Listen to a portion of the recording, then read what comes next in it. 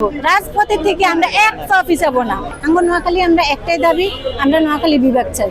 যদি দুঃসাহস মির্জা ফখরুল ইসলাম আলমগীর করেন, আমরা নোয়াখালীরা বাংলাদেশের ঢাকা চট্টগ্রাম মহাসড়ক জাতীয় মহাসড়ক আমরা অচল করে দিব।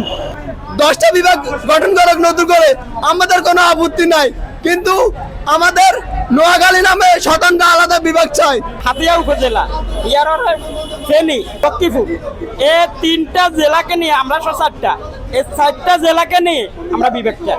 সরকার প্রধানমন্ত্রী তারেক রহমান নানারবাড়ি নোয়াখালী এবং বৃহত্তর নোয়াখালী 13টি আসনের মধ্যে নোয়াখালীবাসী 12টি আসন উপহার দিয়েছে।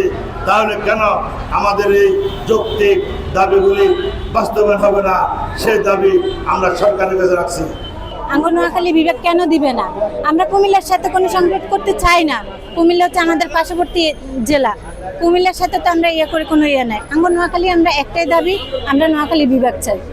নোয়াখালী বিভাগ দিতে হবে এবং হাতিয়াকে জেলা করতে হবে, হাতিয়াতে জেলা করতে হবে, নোয়াখালী বিভাগ চাই। এটাই আমাদের প্রাণের দাবি। এই দাবি যদি না নামা হয়, আমরা ততক্ষণ পর্যন্ত রাজপথে থাকবো। রাজপথের থেকে আমরা এক অফিস হবো না।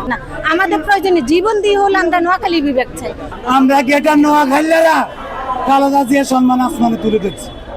এবার আঙ্গ দাবি, আঙ্গ হাকা দেখাবার সময় আছে না আন্নে এবার বেগম খালেদা জিয়ার সম্মানার্থে নোয়াখালীর বিভাগ করি।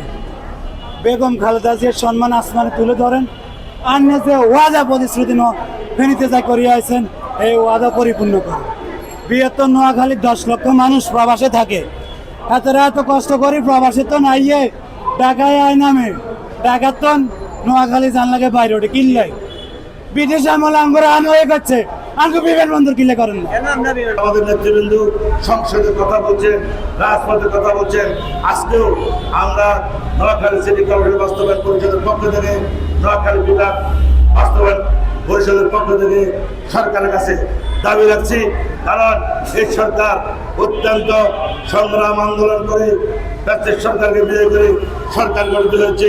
বাংলাদেশ জাতীয়তাবাদী দলের সরকার, এই সরকার প্রধানমন্ত্রী তারেক রহমান নানারবাড়ি নোয়াখালী এবং বৃহত্তর নোয়াখালী 13টি আসনের মধ্যে নোয়াখালীবাসী 12টি আসন উপহার দিয়েছে।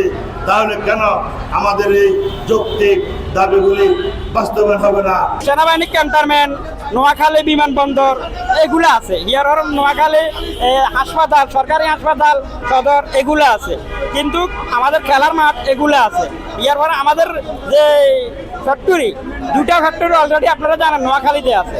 তো আমরা বিভাগ হলে নোয়াখালী ফ্যাক্টরি, ঢাকা থেকে, চিটাং থেকে, চট্টগ্রাম থেকে আমাদের ব্যবসায়িকরা ওখানে ফ্যাক্টরি করবে, যুবক উন্নয়নের, পোলাবাহিনীর ছাত্রদের চাকরি এবং কি শিল্প কারখানা বাড়বে।